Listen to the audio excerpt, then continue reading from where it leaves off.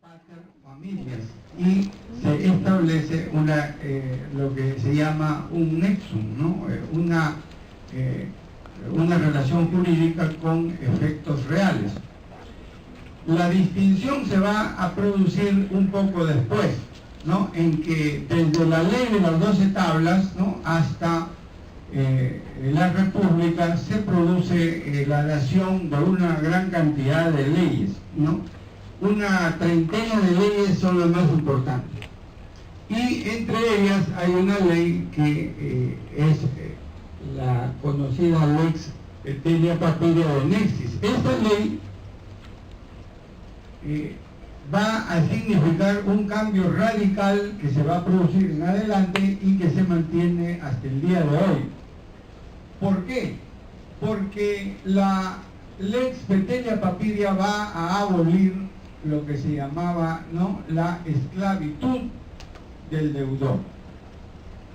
Quiere decir que en adelante el deudor ya no iba a responder, digamos, con su propio cuerpo, ¿no es cierto? Es decir, el deudor iba a la cárcel. Y con esta Lex Petelia Papiria se produce lo siguiente: el deudor ya no va a ir a la cárcel, sino que cuando no pueda responder, va a responder ¿quién? Su patrimonio, sus bienes. Aquí se encuentra el origen de un principio que ustedes conocen muy bien y ya saliendo incluso del derecho civil, que es el famoso principio de no hay prisión por deudas, que se mantiene hasta el día de hoy como uno de los grandes, ¿no? Ese es el origen, en el año 326 antes de nuestra era. En adelante no volvió ya la persona a responder con eso, sino con su patrimonio.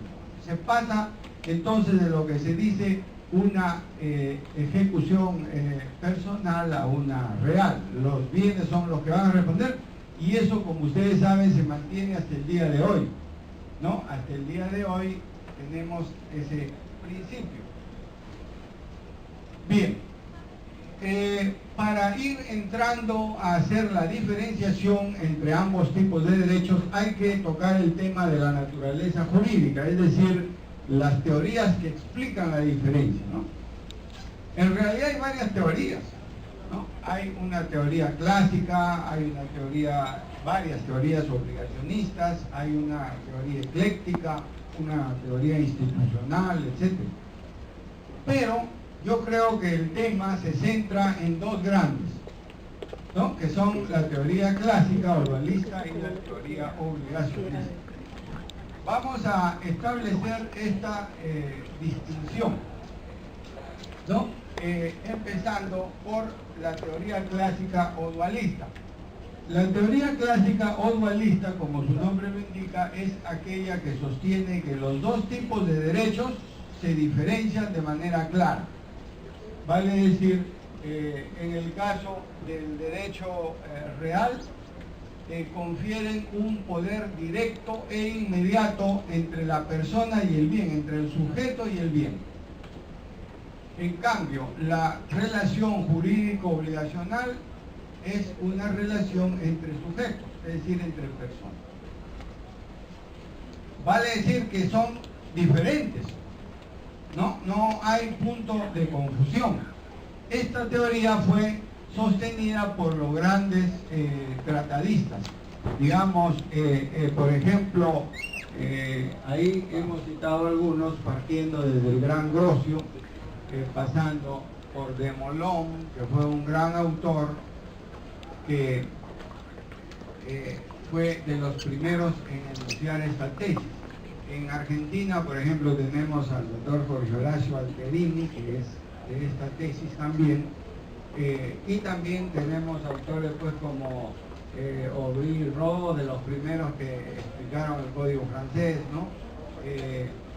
Messinet o Lagre, etcétera, etcétera. Estos autores sostienen que ambos tipos de derechos se distinguen de manera clara.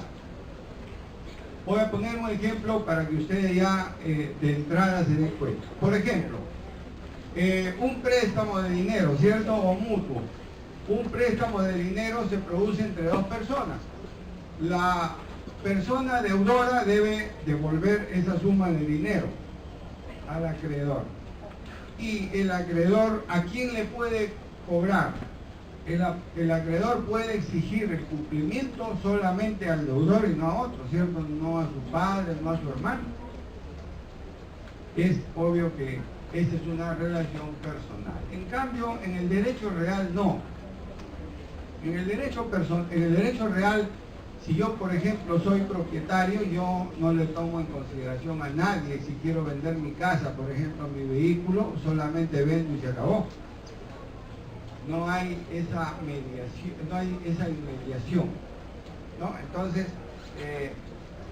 la teoría clásica o dualista, por cierto, que tuvo críticas, como por ejemplo que en el caso de la hipoteca no se diera ese poder directo, ¿no? Pero en realidad nosotros tendríamos que diferenciar lo siguiente. Los atributos de la propiedad son el uso, el goce, la disposición.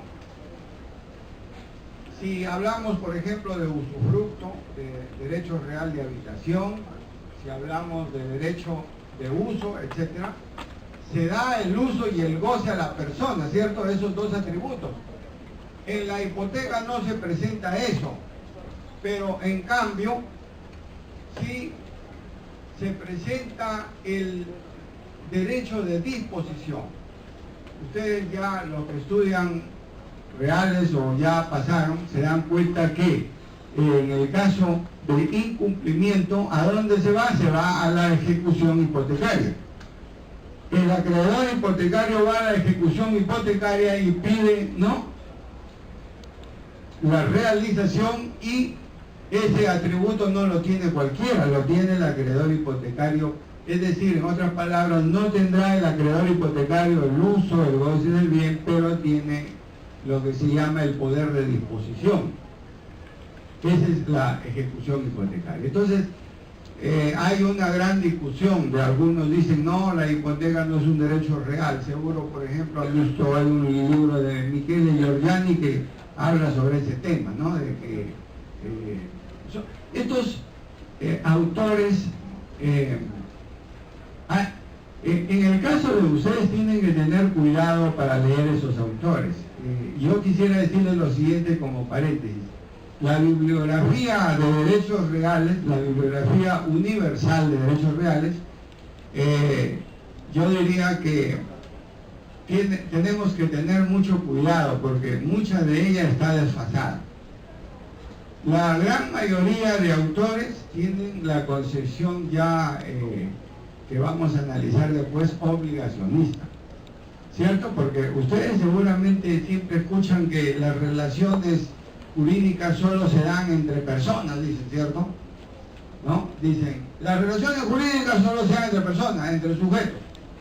Bueno, luego vamos a ver ahí en un gráfico cómo esto no es del todo cierto.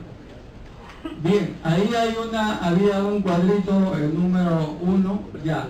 Miren, ahí por ejemplo se puede observar en la relación jurídico obligacional, hay un sujeto activo, hay un sujeto pasivo y al centro está la prestación. En cambio, en la relación jurídico real, la relación es directa, sujeto, bien. Quiere decir que hay un solo sujeto.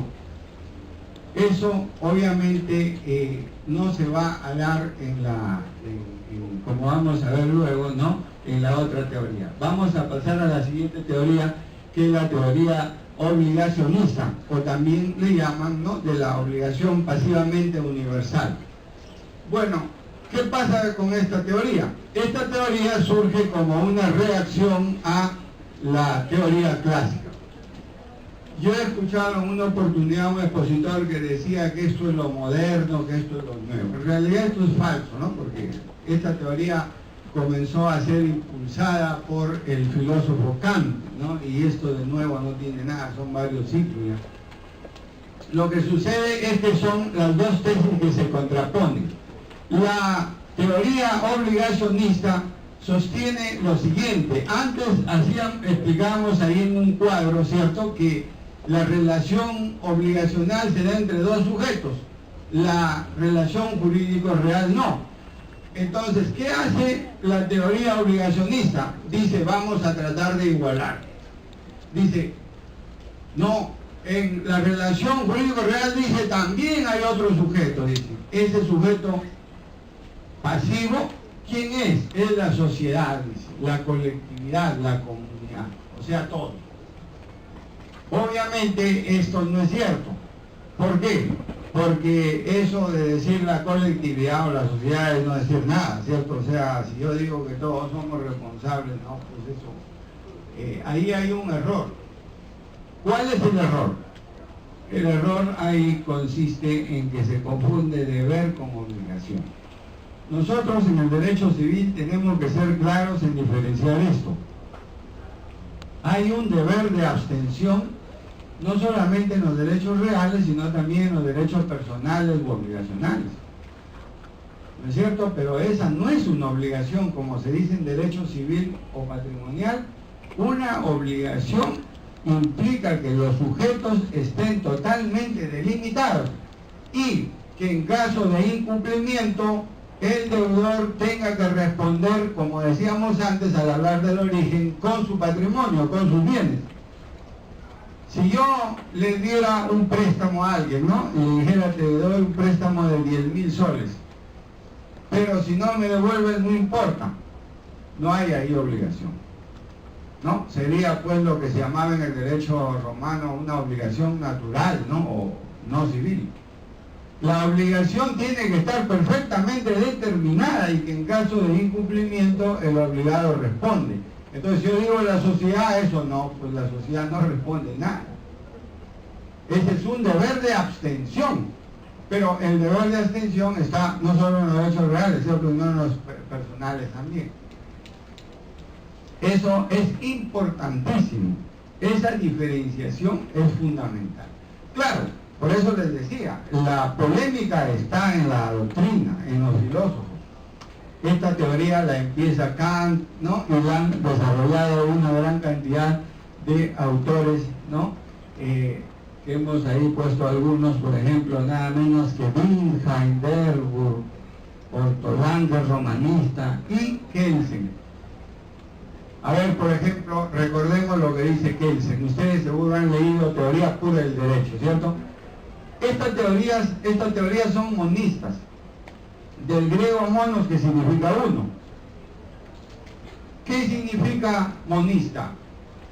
Y en teoría pura del derecho, Kelsen niega, ¿cierto?, lo que se llama el dualismo, ¿no? Ustedes han leído.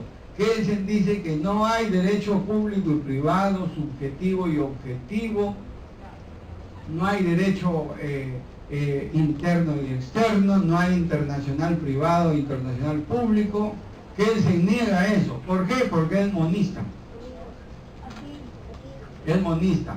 Cuando decimos que es monista, ¿qué quiere decir? Que hay uno solo. Kelsen dice desde entrada, ¿no? En ese libro dice que el derecho no puede estar contaminado, dice, ¿no?, por la ideología y por otras ramas. Entonces el derecho es uno solo, dice, no hay dualismo. Pero esto, como hemos dicho, luego lo vamos a ver en otros cuadros, no es verdad. Hay una diferencia entre ambos derechos. Puedo pasar ahí el siguiente cuadrito. Entonces, ahí explicamos lo que hace la teoría obligacionista. Para recusar a la clásica o dualista, dice, bueno, la relación jurídico-obligacional no hay problema, es lo mismo, ¿cierto? Dos sujetos, acreedor, deudor y prestación. Dice, y para igualarla, dice, en la relación jurídico-real también hay, dicen, ¿cuál es? Como estábamos diciendo, hay un sujeto, entre comillas, activo acreedor y uno pasivo, entre comillas, que sería la sociedad. Pero eso, como decimos, no es correcto. Pero lo van a leer en la gran mayoría de autores. Una gran mayoría de autores son obligacionistas. Es más, yo digo siempre que, un poco deportivamente, que esto se debe a que hay infiltrados, ¿no?, de obligaciones y contratos en reales. Los derechos reales no tienen nada que ver con contratos ni obligaciones, son distintos. y derechos reales es tan importante que el que no sabe reales, yo siempre le digo, me parece que no sabe civil, porque esa es la base. Lo que pasa es que derechos reales les va a exigir una gran profundidad. Pero les digo lo siguiente, aquí en la biblioteca de San Marcos tienen libros clásicos de Yeri y de varios autores que yo mismo he leído ese año, que no están en ninguna otra biblioteca, así que eso simplemente tienen que leerlo nomás. Bien, entonces la teoría obligacionista, decíamos, bueno, ¿cuál es la crítica que se hace? Ya la hemos dicho, ¿cierto? La crítica es, en primer lugar, ¿no? Dijimos que la obligación no se puede confundir con un deber de abstención. Es la obligación desde el punto de vista civil, implica que haya una consecuencia. Bien, entonces, si esto es así, es decir, que ambos derechos se diferencian, tenemos que establecer lo siguiente. Ahí hemos puesto, voy a avanzar un cuadrito donde esto, fíjense en este cuadro 3. No es un capricho diferenciar ambos derechos. Esto ya estaba, por ejemplo, esta es la estructura de las institutas de Justiniano, personas, bienes y acciones. Nosotros ahí ya diferenciamos claramente, personas y bienes están separados. En el derecho romano, por ejemplo, el esclavo es persona, no, está dentro del res. Eso es así. Claro, el avance, ¿cierto? Hoy día del derecho, por ejemplo, de los derechos humanos, no admite cierto de esclavitud. Pero si retrotraemos esto al derecho romano, sí se va a observar. O sea, no es un capricho. Gallo también habla de esta distinción. ¿Por qué? Entonces, la relación jurídica quiere decir que de reales es una relación sui generis. Regula el sistema de apropiación de bienes. Si no hubiera derechos reales, imagínense quién protegería nuestra propiedad, nuestros bienes, la posesión que tenemos, etc. No habría quien nos defienda. Entonces es una regulación sui generis.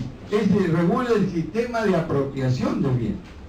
Por lo tanto, no es correcto decir no, esa es una obligación típica, es una definición típicamente obligacionista, es decir, no, las relaciones jurídicas solo se dan entre sujetos, entre personas. Bueno, si es así, entonces tratamos de recusar a esto que es histórico, no se puede recusar. Esa es justamente la razón de la diferencia, y al final me voy a referir por qué hay una confusión en el derecho actual. Y me remito a las ejecutorias supremas, ¿no? Sobre eso estoy haciendo un trabajo en la jurisprudencia, ¿no?, nacional. Bien, entonces, vayamos a establecer claramente las diferencias que hay justamente que demuestran ambos derechos. En primer lugar, en cuanto a ¿cuáles son estas diferencias? En primer lugar, en cuanto a los elementos, la relación obligacional tiene 3 elementos, como ya vimos ahí: sujeto activo, acreedor, deudor y prestación. El derecho real tiene sujeto y objeto, o sea, el bien. En segundo lugar, en cuanto a la oponibilidad, el derecho real es oponible erga omnes, o sea, contra todos. El derecho real es solo oponible a la persona obligada, es relativo. Por ejemplo, digamos, si yo debo 5.000 soles, tengo que cobrarle como acreedor a ese y no a otro, ¿no?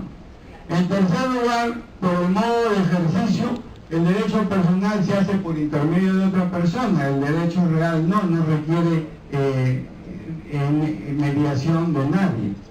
Siguiente, avanza a la siguiente. Igual, por el número, los derechos reales se rigen por el sistema clausus. Número clausus, sea número cerrado.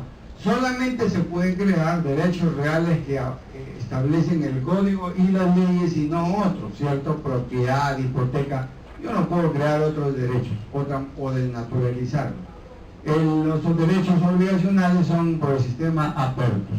El derecho real igual confiere un jus preferendi que se expresa en el derecho de preferencia. Esto es importantísimo y lo van a ver en el ejercicio profesional, cómo se presentan diversos problemas. el derecho real tiene preferencia, el derecho personal no, y el código, ahí la siguiente, el artículo 2022 es bien claro, en el párrafo segundo